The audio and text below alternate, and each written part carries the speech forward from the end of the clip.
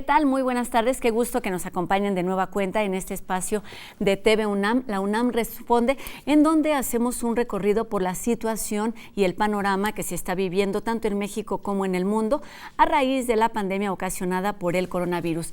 Y también tenemos la voz de especialistas universitarios. Este miércoles nos acompaña la doctora Lori Ann Jiménez Faibe, quien es jefe del Laboratorio de Genética Molecular de la Facultad de Odontología de nuestra universidad, quien nos hablará precisamente sobre este tema de salud y cómo está sucediendo, cómo está resistiendo a esta pandemia del coronavirus. Además, durante los siguientes minutos de la UNAM Responde, tenemos recomendaciones de cultura, de deportes, humor y también alguna historia relacionada con estas familias vulnerables que son las más afectadas por la pandemia y principalmente por la contingencia que estamos viviendo en nuestro país. Y vamos a comenzar con un resumen de lo que ocurre en nuestro país. Recordemos que en la Ciudad de México y el Estado de México son las entidades con más casos de coronavirus positivos. Vamos con el resumen.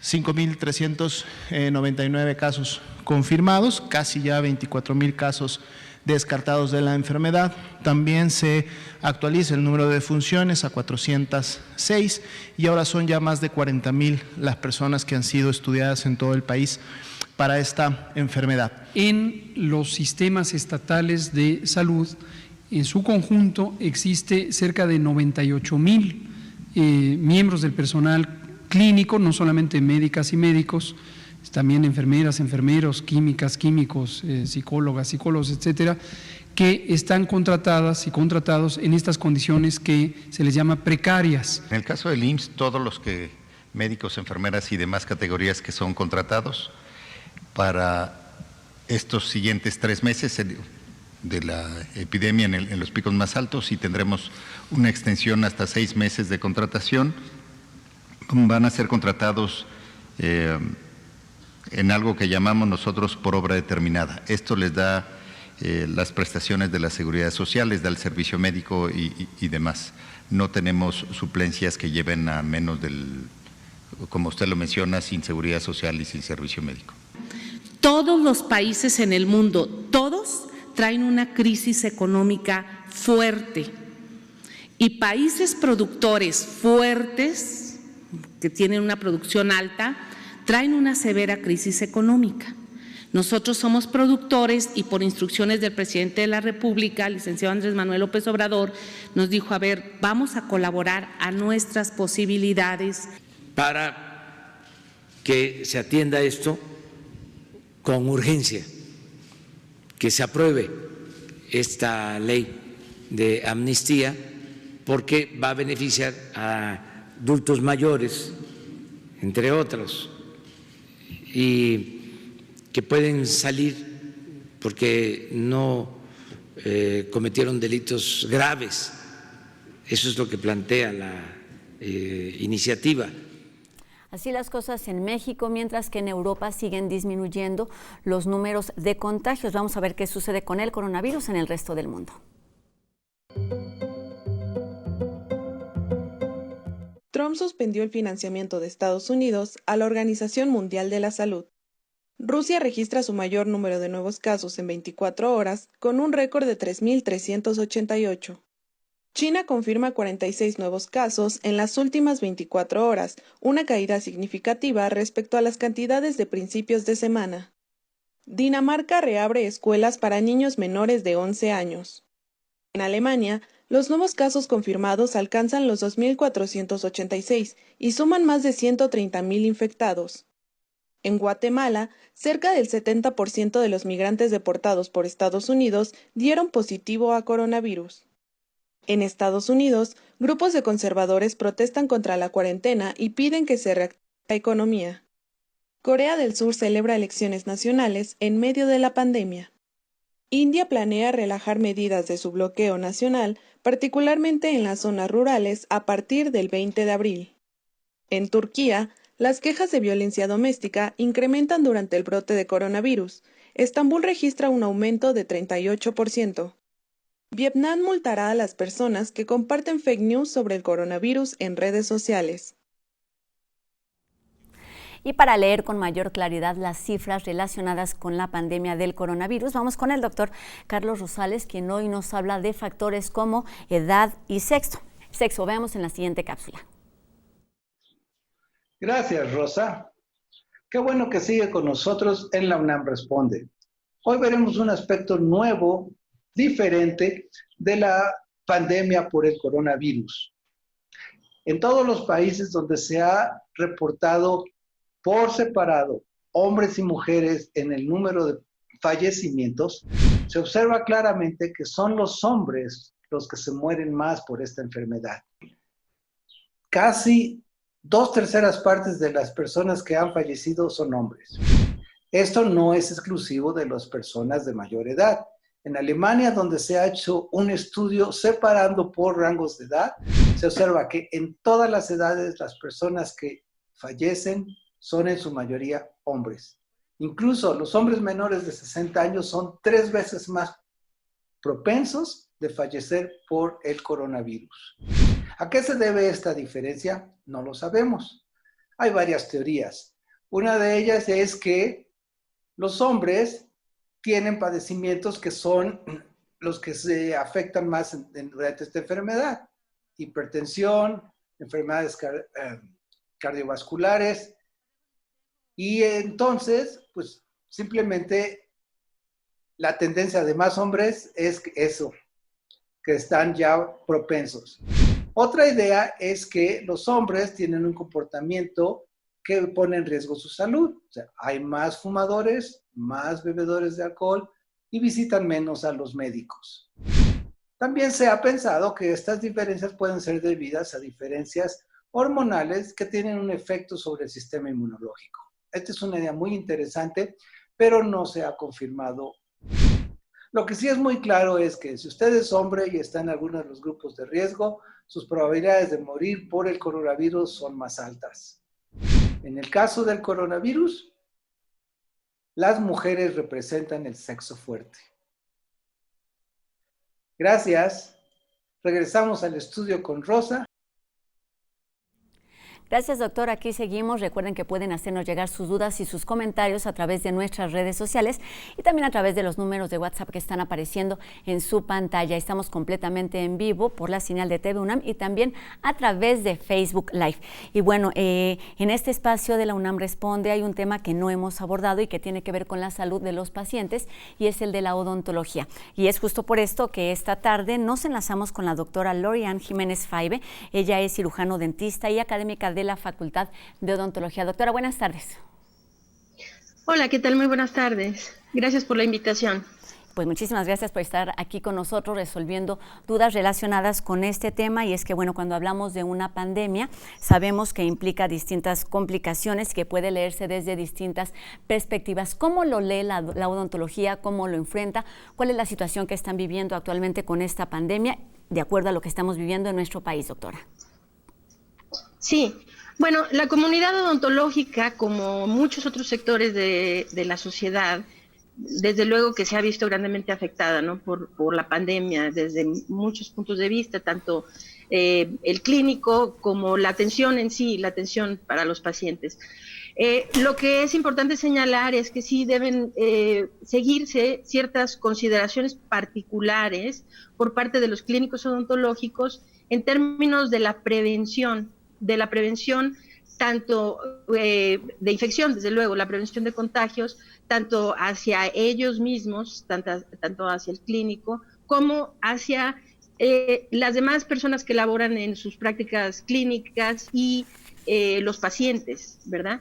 Entonces, es importante destacar esto, porque la odontología, los odontólogos clínicos forman parte del grupo de más alto riesgo después de los médicos o el personal hospitalario que está en contacto directo con casos confirmados de COVID-19.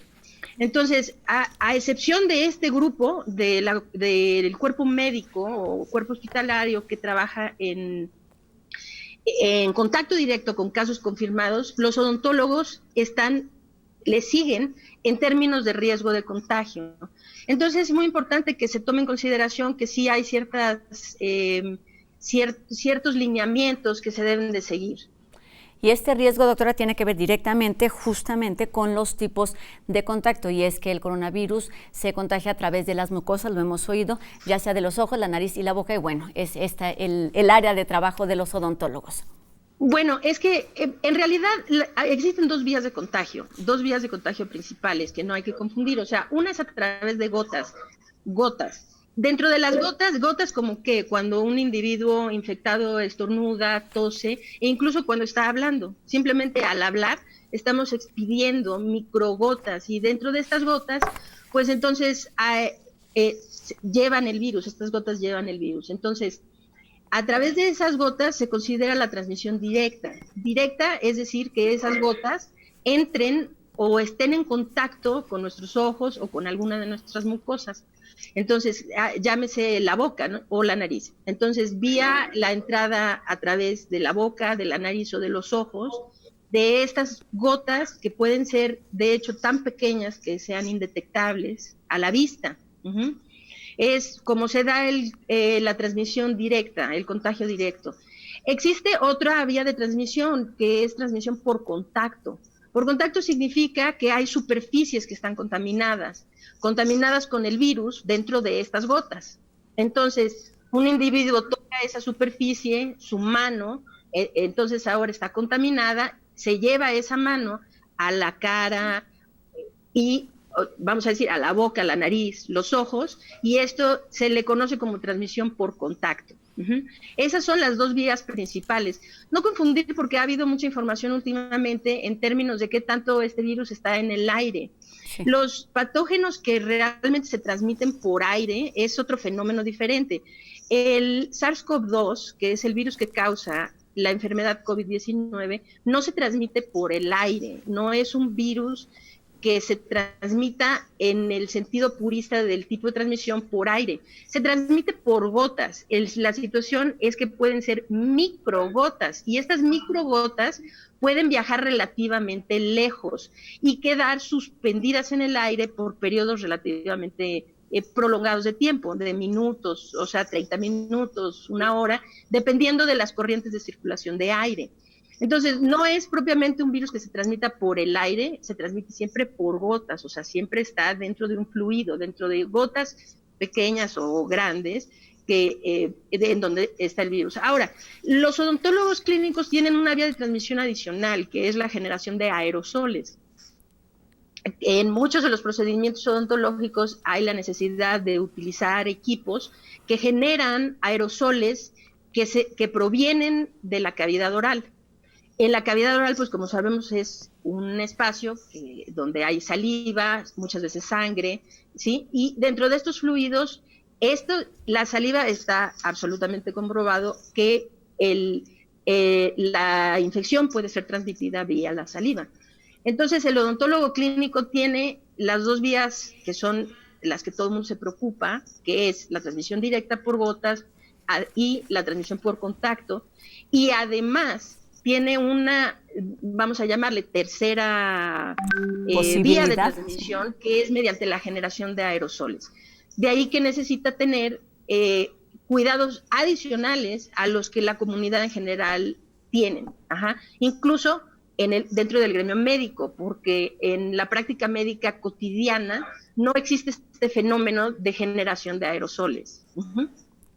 Doctora, dada la importancia de este grupo dedicado a la odontología. Perdón, que habías terminado, te escucho. No, lo que iba a decir es que ahora es la parte peligrosa o la parte negativa en términos de que la comunidad odontológica o los odontólogos clínicos estén en mayor riesgo de contraer la enfermedad, que incluso muchos médicos en la práctica privada, a excepción de aquellos que están trabajando directamente con pacientes confirmados.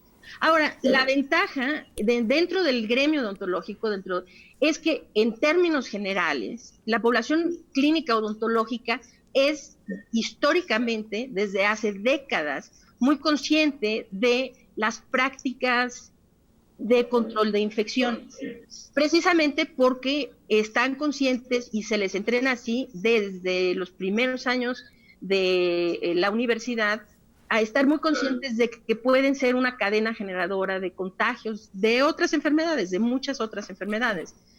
De tal suerte que mientras que la comunidad odontológica sí suele ser mucho más consciente que otros grupos dentro de la atención de salud, dentro de los servicios de salud, son mucho más conscientes de la prevención y el seguimiento de las normas de control de infecciones, sí en este caso necesitan tener medidas adicionales de protección.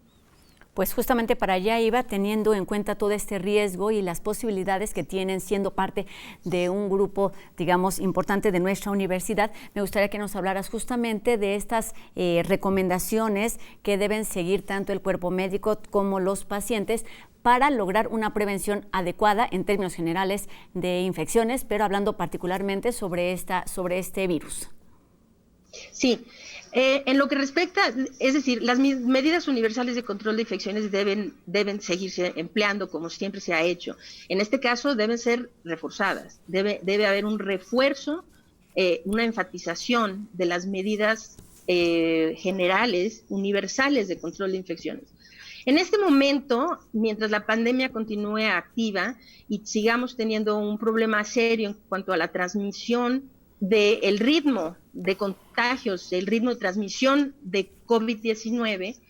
Entonces, por lo pronto, las recomendaciones que se están indicando a los odontólogos clínicos es, primeramente, en la medida de lo posible, dejar de atender pacientes. Esa es la recomendación universal que se está haciendo en casi todos los países. Y, claro, esto tampoco es posible al 100%. Entonces, la recomendación directa es limitar la atención odontológica únicamente a emergencias clínicas. Entonces, y dejar todos los demás procedimientos que pueden ser realizados en fechas posteriores, dejar esos para otros momentos, una vez que la pandemia haya cedido en nuestro país. Entonces, o por lo menos tengamos un mejor indicio del control. Que este punto es importante destacarlo, porque incluso cuando la pandemia ahorita va a ir todavía para muy largo en nuestro país. O sea, incluso cuando este primer brote, esperemos que sea el único, aunque no lo sabemos. Cuando este primer brote ceda, hay que entender que este virus llegó para quedarse. Los seres humanos vamos a tener que lidiar con esta infección por el resto de los siglos. Ajá. Exacto. Entonces, habrán muchos cambios que se tendrán que dar en las medidas de prevención dentro de los consultorios privados, a largo plazo, de cualquier manera. Pero bueno, ahorita es limitar la atención odontológica únicamente a las emergencias. Segundo, tratar en la medida de lo posible de atender los casos por vías remotas, si se puede. Muchas veces se puede prescribir algún medicamento, controlar el dolor que no sea causa de una emergencia, vía telefónica, qué sé yo. Ahora, hay que considerar, los odontólogos tienen que considerar a todos los pacientes, a todos como potenciales portadores, por el alto índice de portadores asintomáticos de COVID-19. De tal suerte que el odontólogo debe considerar a todos los pacientes como potenciales portadores y actuar en consecuencia en términos de prevención. Los pacientes, si requieren atención urgente, entonces deben acudir solos a la consulta y no llevar amigos, familiares ni nadie más. Deben, en la medida de lo posible, acudir solos. Si es necesario que alguien los acompañe, entonces se recomienda que quien los acompañe se queden en sus vehículos y no entren al consultorio. O si requiere atención porque es discapacitado, qué sé yo, que se le deje en el consultorio y que la gente se retire, en la medida de lo posible. En las salas de espera de los consultorios odontológicos se necesita que los pacientes, las salas deben ser preparadas para quitar la mayor cantidad de objetos posible. Llámese estos revistas, libros, decoraciones, lámparas, todo debe ser eliminado y dejar ahora sí que las salas lo más escuetas posible de objetos, de artículos y solamente las sillas, ¿ok? Ahora, cuando los pacientes tienen que esperar, es mejor procurar que se atienda un paciente a la vez y que no exista gente en las salas de espera. Si no queda otra opción y es necesario que la gente esté esperando, entonces los odontólogos necesitan preparar esas salas de espera para saber que los pacientes deben de portar cubrebocas en todo momento mientras estén en la sala de espera. Y mientras estén esperando, deben guardar distanciamiento entre sí. Y este distanciamiento debe ser de por lo menos 2 metros entre pacientes en una sala de espera. Aunque claro, repito, lo mejor es que un paciente salga y entre el otro. Si pueden los pacientes mejor esperar en sus vehículos, pues qué mejor, que esperen en el vehículo y entonces se le avisa cuando ya puede subir, cuando el paciente previo ya salió. Esto con tal de limitar los contagios entre pacientes también. Entonces, hay que, dentro del consultorio, limitar también al máximo el personal que no sea esencial a la atención de los pacientes. Llámese la secretaria, algún asistente, el laboratorista, cualquier personal que no sea esencial, es preferible que se quede en su casa. Y a todo el personal que sí esté trabajando, pues se le debe hacer un refuerzo de lo que es el lavado de manos, desde luego, y absolutamente todas las medidas de control de infecciones que los odontólogos manejan de manera rutinaria. Pues sí, doctora, las recomendaciones generales. Las recomendaciones generales, vamos a seguir hablando de lo que se podrá hacer o de lo que se tendrá que hacer después de una pandemia como la que estamos viviendo. Te invito a que nos esperes unos minutitos. Vamos a hacer una pausa y regresamos para seguir conversando sobre los temas de salud, sobre la odontología y la relación con la pandemia. Antes de hacer una pausa aquí en la UNAM Responde, los dejamos con un adelanto de un programa de estreno de TV UNAM. Se trata de Notre Dame de París, la época de los constructores. No se vayan, esto es la UNAM Responde.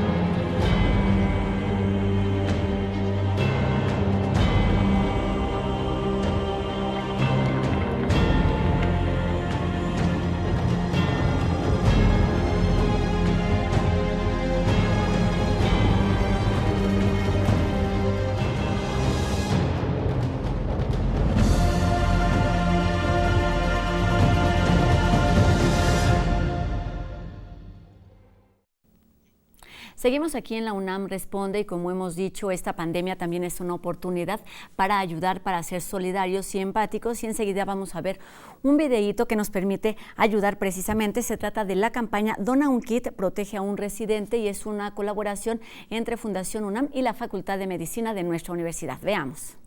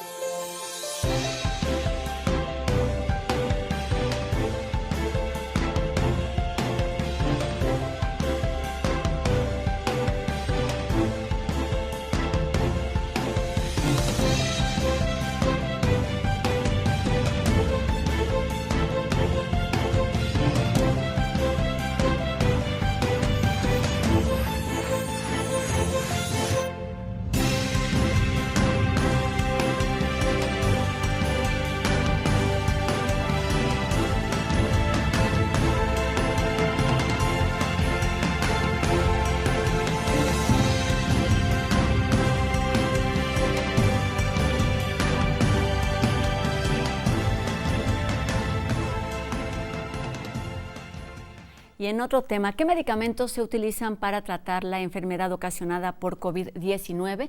¿Ya existe una vacuna? Estas son algunas de las dudas que siguen llegando hasta nuestras redes sociales y el doctor Rosales nos ayuda a resolverlas. Lo escuchamos. Muchas gracias, Rosa. Qué bueno que sigue con nosotros en la UNAM Responde. Vamos a ver ahora algunas de las preguntas de nuestro público. Nos han preguntado, ¿es verdad que ya existe una vacuna? Bueno, como lo han comentado los expertos, muchos grupos de investigación en todo el mundo están trabajando arduamente en crear una vacuna contra este nuevo virus. Sin embargo, la creación de cualquier vacuna se lleva mucho tiempo y requiere muchos estudios previos antes de que pueda usarse. En el mejor de los casos, tendremos una vacuna en unos 18 meses o 2 años. Por ahora, todavía no tenemos una vacuna. Otra pregunta. Nos dicen, ¿es el ivermectin eficaz contra el coronavirus? Bueno, el ivermectin es un medicamento que se usa contra parásitos. Es un antiparasitario muy eficaz contra la oncocercosis. Este es un tipo de lombrices que infectan a las personas. Desafortunadamente, no hay pruebas de que esto tenga efecto contra el virus. Hay muchos estudios actualmente en proceso que buscan ver si los fármacos que ya están aprobados para otro tipo de padecimientos pueden tener efecto contra el nuevo coronavirus. Pero hasta el momento no tenemos ninguno que se haya probado efectivamente. Se siguen haciendo pruebas y esperemos que alguno de ellos tenga algún efecto, pero por ahora todavía ninguno. Una última pregunta. ¿Es posible salir a pasear en la mañana temprano si no hay otras personas? Como lo hemos comentado, la contaminación del virus, una persona puede ser infectada si adquiere el virus a través de las mucosas húmedas, la boca, la nariz y los ojos, y esto se transmite de una persona infectada a otra a través del estornudo o de tocar superficies contaminadas. Usted puede salir a pasear en las mañanas o a cualquier otra hora, siempre y cuando mantenga una distancia prudente con otras personas y trate de seguir las normas de higiene que se han recomendado, básicamente lavarse frecuentemente las manos y sobre todo no tocarse la cara. Gracias. Regresamos ahora al estudio de TV UNAM. Gracias, doctor. Lo vemos pronto. Y bueno, leer, escribir, bailar son algunas opciones que nos presenta Cultura UNAM en tu casa. Vamos a ver cuáles son las recomendaciones de hoy con Anel. Hola, yo soy Anel Pérez y esto es Cultura UNAM en casa, un espacio para recomendaciones artísticas y culturales. Le recomiendo en principio que se meta a todo lo que tiene de acervos el Museo Universitario del Chopo. En particular, le recomiendo que se dirija a la Fanzinoteca Digital, este espacio dedicado especialmente al fanzine y que ahora tiene varias novedades digitales. Va a encontrar valores que ahora en la pandemia nos resultarán bastante atractivos, como los que tienen que ver con la autogestión, los que tienen que ver con la construcción colectiva y la solidaridad de los equipos que hacen estas fanzines. Ahí mismo, en el material de archivo de las artes vivas, en el Museo Universitario del Chopo, puede encontrar también una conversación con Nick Cave, este músico, compositor, autor contemporáneo que nos tiene mucho que dar ahora en este canal de YouTube del Museo Universitario del Chopo. Por otra parte, les recuerdo que está también Descarga Cultura con una gran sorpresa para nosotros este viernes 17 de abril, en el que llegaremos a 1000 títulos en Descarga Cultura. Y en el mismo marco, estar cuidándonos en casa no implica dejar de aprender, así que tenemos toda la oferta de grandesmaestros.unam.mx para que podamos tomar cursos con los grandes especialistas universitarios, investigadores y académicos, como el caso de Margot Glantz, Roger Bartra, Álvaro Matute, María Teresa Uriarte, Concepción Compani, Miguel Alcubierre, Alfredo López Austin, así que aproveche todos estos cursos que están en dispositivo para bajar a su celular o dispositivo móvil. Por otra parte, aquí en el 20.1 de Televisión Abierta de TV UNAM vamos a poder ver el estreno de Notre Dame de Paris, La época de las constructores, un documental hecho en 2019 en Francia por Emmanuel Blanchard sobre los 7 siglos que transcurrieron desde la colocación de la primera piedra para la construcción de esta catedral hasta la restauración del siglo XIX y por supuesto la actual a causa del incendio que sufrió en el pasado 2019. Durante toda esta época esta catedral ha sido testigo de la historia de Francia y de otras partes del mundo, así que no se lo pierda hoy a las 19:30 horas y volvemos a la UNAM Responde con Rosy y mis compañeros allá en TV UNAM y recuerde, cuídese y quédese en casa. Gracias, Anel. Y bueno, además de mantenernos ocupados, siempre debemos buscar la oportunidad de sonreír. Vamos con No Memes y Dani Quino.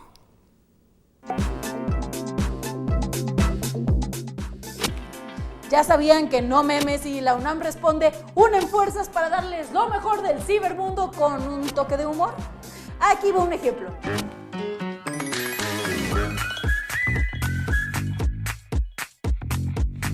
Cuando te sientas triste, decepcionado, abraza el zapato. Sí, un zapato consuela.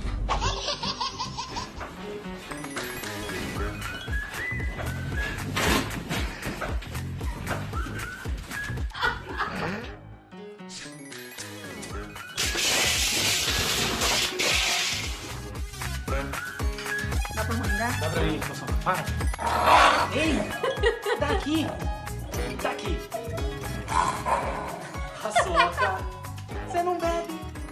Otros ejemplos los pueden ver los lunes 9:15 de la noche por TV UNAM y también en YouTube. Es momento de hacer una pausa. Antes los dejo con un adelanto de Mextranjeros y este capítulo nuevo se transmite este miércoles a las 9 de la noche por TV UNAM. Yael Weiss conduce y conversa con distintos periodistas de México y del mundo sobre la pandemia ocasionada por el coronavirus. No se lo pierdan este miércoles a las 9 de la noche. Volvemos aquí con más información a La UNAM Responde. Soy Yael Weiss y los invito a acompañarnos en el programa Mextranjeros este miércoles a las 9 de la noche, con repetición el domingo a las 6 de la tarde. Vamos a abordar, como todas estas semanas, el problema de la pandemia del coronavirus. Vamos específicamente a centrarnos en las desigualdades que muestra, en el sistema de salud de los distintos países y vamos a hablar también de Nueva York y de las elecciones de Estados Unidos que están por celebrarse este año. Qué gusto que sigan con nosotros aquí en la UNAM Responde y antes de seguir con nuestra plática, los invito a ver algunos consejos para ejercitarnos que nos presenta Deportes UNAM. Hola universitarios, yo soy Angélica. En esta ocasión les traemos ejercicios para hombro y para glúteo para que en esta contingencia se pongan súper buenotes. En una mesa, en un escritorio o en un sillón vamos a recargarnos y vamos a hacer un ángulo de 90 grados entre nuestra espalda y nuestras piernas. De manera alternada vamos a levantar nuestros brazos estirados, manteniendo 1 segundo cada uno y lo vamos a hacer durante 10 ocasiones para cada brazo. Posteriormente vamos a descansar y vamos a repetir el ejercicio 3 veces. Pumas, recuerden que si quieren consultar más ejercicios, los pueden encontrar en deporte.unam.mx.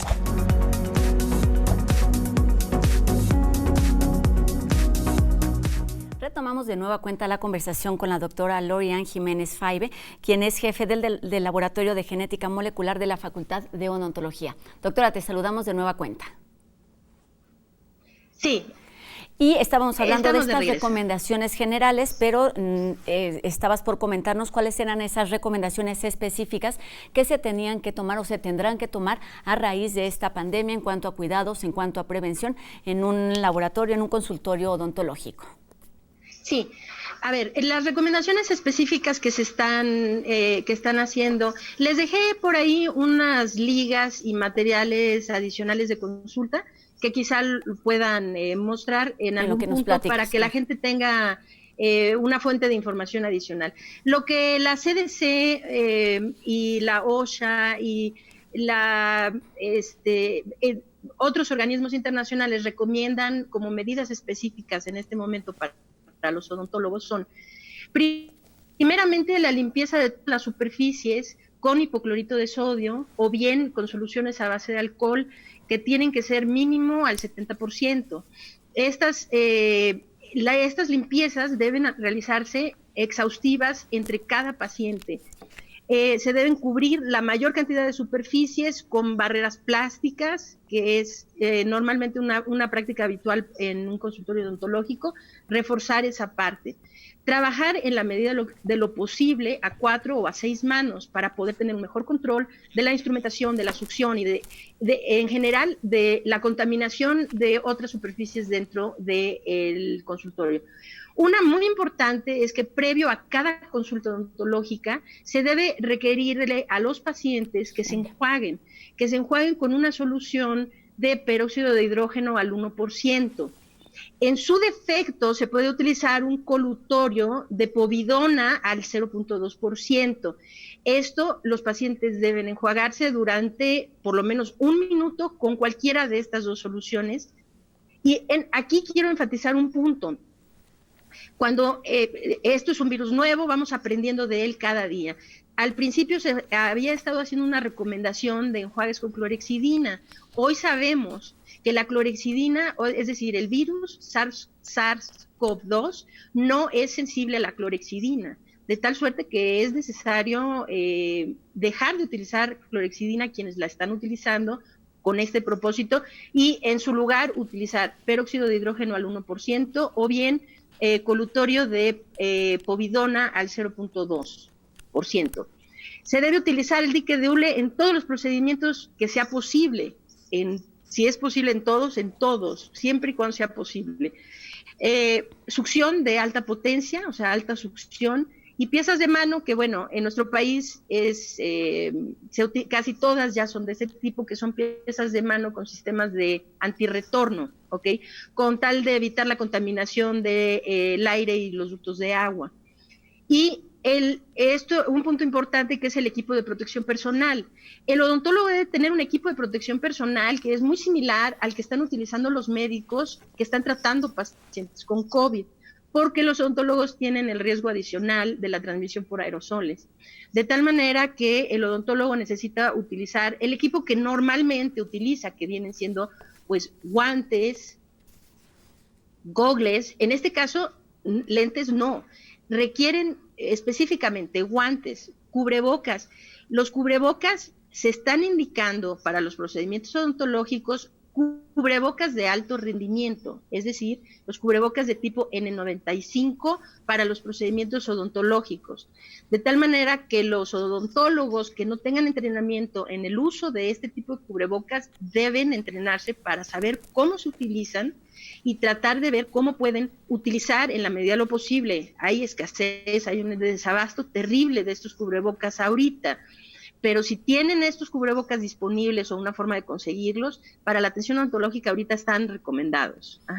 Caretas de protección, desde luego, caretas de protección para todos los procedimientos, gogles, gorro y batas de aislamiento que deben ser de manga larga y también largas, es decir, no a la cintura, sino hasta la rodilla, por lo menos. Y estas batas sí deben aislar de cualquier humedad y ser desechables. Ese es el equipo de protección básico que requieren ahorita los odontólogos que tengan que atender pacientes en este momento durante la pandemia. Pues ahorita, y seguramente son algunas recomendaciones que seguramente se retomarán ya que pase esta contingencia, y lo que se tiene que hacer es un trabajo en equipo, una responsabilidad compartida, medidas que tienen que tomar tanto los pacientes como los odontólogos. Doctora, quería platicar sobre un texto que publicaste también hace unos días. Se trata de qué hacemos ahora, cómo llegamos aquí, reflexiones sobre el desarrollo de una pandemia, y esta la pueden revisar completo en la página del laboratorio, que está o aparecerá en unos minutos en su pantalla, porque es un texto bastante amplio. Me gustaría que, no tenemos mucho tiempo para hablar a detalle de todos los puntos que abordas ahí, pero me gustaría que en términos generales nos hablaras de cuál es el objetivo y la intención de este texto, doctora.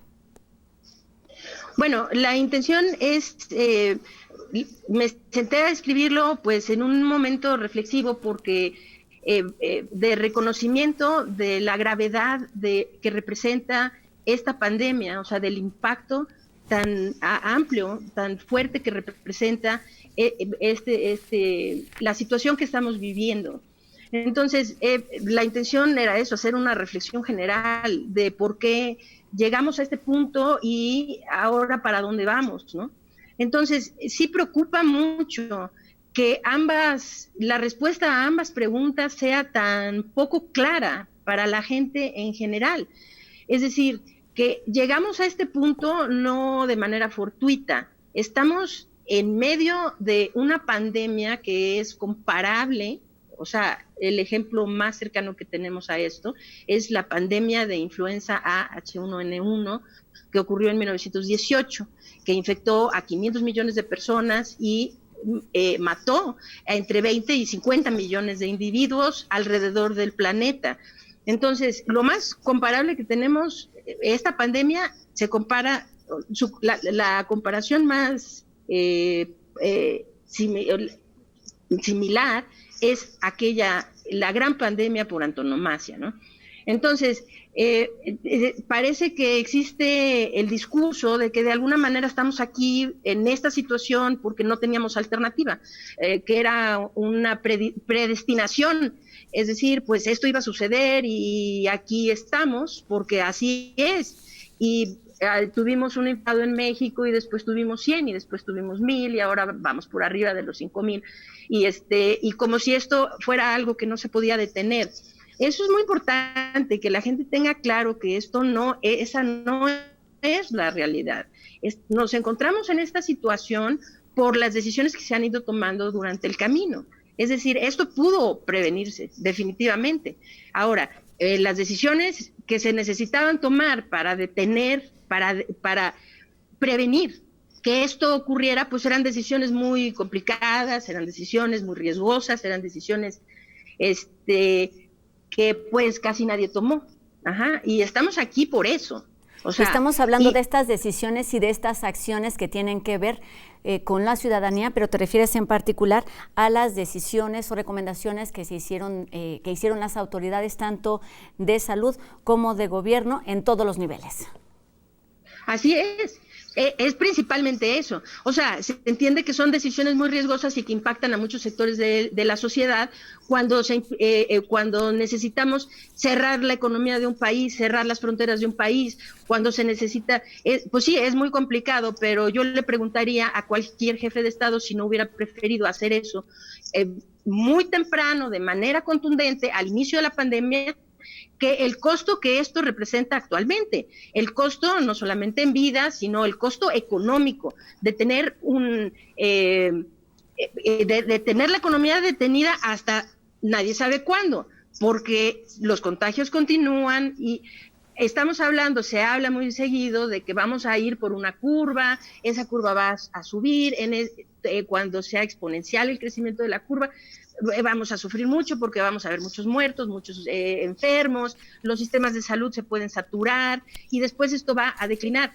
Creo que también la gente necesita entender esto. O sea, la curva no es un pico que después desciende rápidamente. La experiencia que ahora tienen en España, en Italia, en Francia, en la ciudad de Nueva York, por ejemplo, el estado de Nueva York concretamente, lo que todos están viendo es que esta curva sí sube, y es muy dramático ver en todos estos lugares, pues sí se están contando por centenas los muertos diarios, e incluso han llegado a los miles diarios. Entonces, pues es una pérdida muy dramática, y todos los sistemas de salud se han visto rebasados por esto. Nada más que lo peor es lo siguiente, que esto no declina rápidamente, se queda en una especie de meseta en el punto alto, quiere decir que son muchos días de tener esa situación tan dramática y la declinación no viene rápido. Entonces, todo esto pues sí pudo haberse evitado. Y yo pregunto, bueno, pues si hubiéramos tomado las medidas contundentes, yo recuerdo algún discurso en alguna de las conferencias de prensa que se dieron inicialmente antes del cierre de las escuelas, en donde se nos trataba de explicar que cerrar una escuela cuando había un solo contagio no tenía un gran impacto. Entonces deberíamos esperar a que tuviéramos 10 contagios. Y eso pues tampoco iba a ser de gran impacto. Entonces mejor esperar a que hubieran 100 antes de cerrar la escuela. Creo que este discurso es por demás desatinado. muy desatinado, porque creo que no se entendía cuál era el cometido, cuál era el objetivo, cuál era el trabajo de las autoridades, porque su trabajo no era decir, tirar la toalla y de alguna manera decir, no nos queda otra, aquí va a llegar. O sea, he escuchado muchas veces al subsecretario de Salud decir, les dije que el virus iba a llegar y llegó. Les dije que iba a haber contagio comunitario y lo hay. Les dije que íbamos a la fase 1 y a la 2 y les dije que la 3 iba a ser muy complicada. Me preocupa mucho este tipo de discurso viniendo de la persona que se supone que está encargada de controlar la pandemia en nuestro país. Porque esto no se trataba de simplemente dejar que ocurriera. Y de prevenir, cuando doctora. El ejemplo de un niño y 10 y 100, pues no, a ver, perdón. El trabajo, el cometido, era evitar que hubieran 10. Evitar que hubieran 100. Uno, exacto. No esperar a que simplemente ocurriera, ¿no? Doctora, entonces, son muchos los puntos que abordas en este texto, es muy largo, de verdad invitamos a la gente a que lo siga y a que lo cheque completito en esta página del laboratorio LabGen, que está apareciendo en su pantalla, es más completo, es de la Facultad de Odontología. Y bueno, tenemos ya muy poquito tiempo para terminar este programa, me gustaría que en una frase nos ayudaras a entender o a cerrar con una reflexión importantísima de qué sigue con esta pandemia, qué debemos aprender, cuál es nuestra responsabilidad. Sí. Ahorita es una responsabilidad de todos, de las autoridades y de la sociedad en general. Es importantísimo que la gente se concientice de lo siguiente: la gente se sigue infectando, el ritmo de contagio, la propagación de los contagios en nuestro país no está bajo control, de tal manera que cada individuo que sale a la calle con un cubrebocas es parte de la solución y no del problema. Cada individuo que se queda en casa es parte de la solución y no del problema. Ahorita, ya en la situación en la que estamos, pues no se puede detener. Ahora sí vamos a ir al crecimiento exponencial, ahora sí va a ser muy dramático y vamos a ver a mucha gente morir, muy tristemente, pero cada individuo que hace lo que se le está instruyendo y es parte de la solución y no del problema. Y las autoridades, bueno, esperemos que sí haya alguna suerte de rectificación en el camino, porque es necesario, para salir de esto, no es nada más dejar que la curva ocurra, porque dejar a la gente salir a la calle, pues esto puede implicar que venga una segunda oleada de la epidemia. Entonces, pues sí es necesario hacer el rastreo de casos. ¿Es difícil? Sí, porque es mucha gente, pero bueno, es un problema difícil que requiere soluciones difíciles, hay que hacerlas, hay que hacer pruebas diagnósticas masivas, es decir, hay que hacer, y la vigilancia que se está haciendo, la centinela, pues sí, siempre hay que tener vigilancia, pero no puede ser el único mecanismo. Entonces, mi llamado sería a que, claro, pues a la vigilancia y que hacen las autoridades y la mitigación que depende principalmente de la población, pues a esto hay que agregarle un verdadero mecanismo de control, y los únicos mecanismos de control que tenemos para que tener la esperanza de poder salir del encierro, de estas medidas de mitigación de manera responsable, es que se hagan pruebas masivas y que se haga un rastreo de casos efectivo de manera masiva también. Entonces, ¿esto es costoso? Sí. ¿Esto es complicado? Sí. Pero la alternativa lo es mucho más. Entonces, entre más pronto podamos abrir la economía, entre más pronto podamos volver a tener actividades sociales más o menos dentro de una normalidad, pues será mejor para todos los sectores de la población. Entonces, pues si en algo se va a invertir, se tiene que invertir en eso. Ahorita la tragedia es que estamos además atendiendo un segundo problema, que es el abasto hospitalario, tanto de personal como de materiales, etcétera. Pues ni modo, se tiene que atacar por los dos frentes. Hubiera sido mucho más fácil que esto se hiciera antes, desde luego. Tenemos cuando mucho era que aprender y mucho que actuar durante esta emergencia. Pero ahorita ese sería el llamado.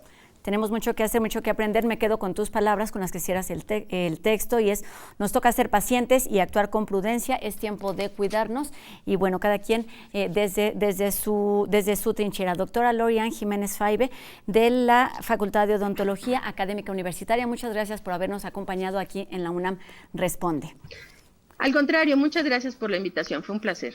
Y bueno, seguimos aquí en este espacio de TV UNAM hablando justamente de esas comunidades vulnerables, de todo lo que podríamos hacer, pero que no se hace, pero de verdad hay historias que vale muchísimo la pena contar. Hemos hablado aquí con Flavio Florencio, quien nos acompaña en La UNAM Responde, de distintos grupos vulnerables, y uno de ellos es lo que ocurre en las cárceles, en las prisiones, Flavio. Sí, hola Rosa, ¿cómo estás? Bien, ¿y tú? Justamente lo estuvimos tratando este tema brevemente. Al final sí hubo un motín en la cárcel de Cuautitlán. Más de 1000 internos intentaron hacer un motín porque se sospecha que ya hay internos infectados. Y bueno, eso es brevemente un poco lo que veníamos hablando, ¿no? Darle seguimiento a esas historias que sabíamos o que se preveía que sucediera, y entonces exactamente sucede, y hay que darle voz a estas personas que difícilmente lo pueden hacer. Exactamente, pero hoy vengo a traerte otra historia. Vamos a conocer esa vengo otra a darte una historia. Siempre venía pensando que venía trayendo historias de individuos, ¿no? Pero quería saber cómo funcionaba en la psicología y en la economía de una familia entera el tema del virus, ¿no? Cómo afectaba a una familia entera y a un joven que tiene un hijo, a una madre, a un abuelo. Y fui a un pueblo muy lejano aquí a la salida del DF y fui a entrevistar a una familia y bueno, quiero compartirles esta entrevista que hice. Vamos a ver. Nosotros no tenemos el recurso para salir y no es justo que ellos que tengan para salir nos vengan a contagiar aquí. Y nosotros los pobres nos fregamos con este virus. ¿Y eso es lo que se comenta en el barrio? Bueno, eso es lo que según se dice, que ellos nos traen el virus. Lauro Jiménez. Isabel Jiménez Espinal. Ramona Jiménez. Jesús Manuel. Arturo Loza. Sí me las estoy viendo duras. Yo la verdad soy comerciante y pues la verdad me ha bajado mucho mi venta. Y pues la gente no está espantada, no quiere salir. Ya tengo 3 semanas que no trabajo. Ya son esas 3 semanas y la verdad no sé qué voy a hacer. Yo vivo al día. Yo vivo a lo que ahora sí que a lo que sale del negocio. Y ahorita con esto que está así, no, pues mi venta ha bajado mucho. ¿Tú qué haces exactamente, Nati? Soy comerciante. ¿Qué vendes? Tortas, jugos de naranja, cócteles, todo eso me ha bajado. Y yo de ahí pues ahora sí que me mantengo prácticamente. Sí, la verdad vivo al día. Y ya pues ahorita no. O sea, sí.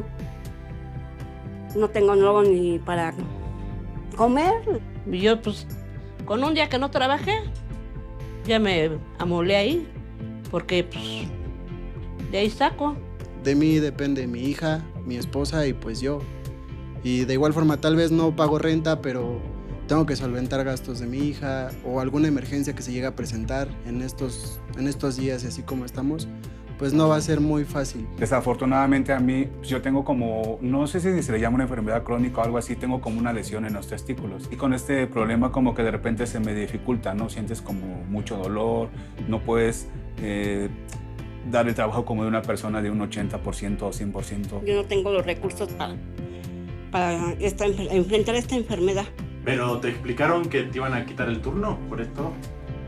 Sí, por el momento sí, porque pues está pidiendo mucha demanda.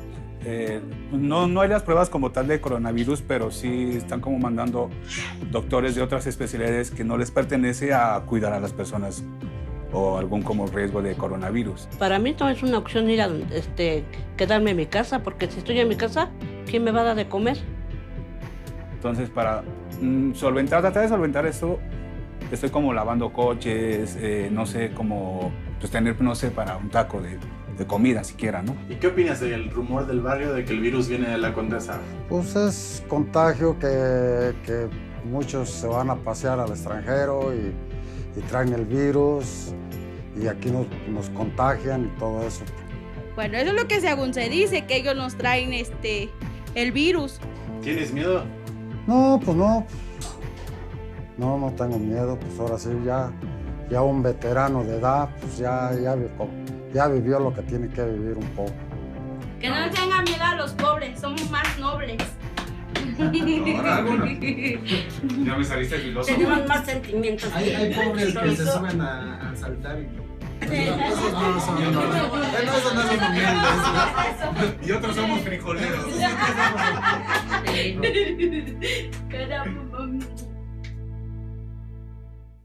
pues con estas historias comprobamos que no es un secreto para nadie que esta pandemia afecta mucho las cuestiones económicas, pero también la forma de relacionarnos entre las familias. Claro, porque como esta familia, ¿no? Al final tienen que empezar a vivir juntos, tienen que empezar a cocinar juntos, a compartir la comida. Entonces lo que está pasando en muchas familias es que tienen que empezar se empieza a crear otro tipo de familia, ¿no? Entonces donde todos empiezan a perder el trabajo. Pero también se ayudan entre ellos mismos. Pero ¿hasta qué momento quién va a ser el último proveedor?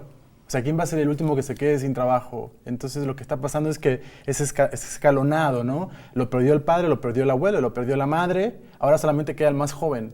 Y cuando lo pierde el más joven, ¿qué va a pasar con toda una familia entera? No, bueno, sí son...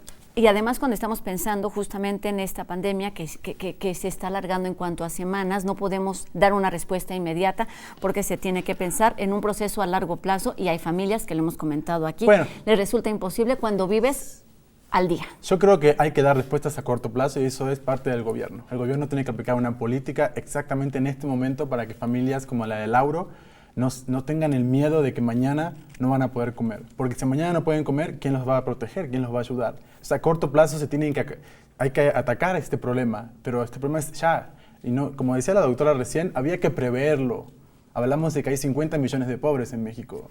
Ella lo menciona en su texto, dice, una de las responsabilidades es justamente que estas familias no tengan que decidir entre morir por coronavirus o morir de hambre. Exactamente. En fin, pues Flavio, muchísimas gracias. Te esperamos aquí en el siguiente programa de la UNAM Responde. También gracias a todos ustedes quienes hicieron posible este programa, quienes nos acompañaron más allá de la pantalla. Nos encontramos aquí el día de mañana en la UNAM Responde. Mi nombre es Rosa Brizuela. Adiós.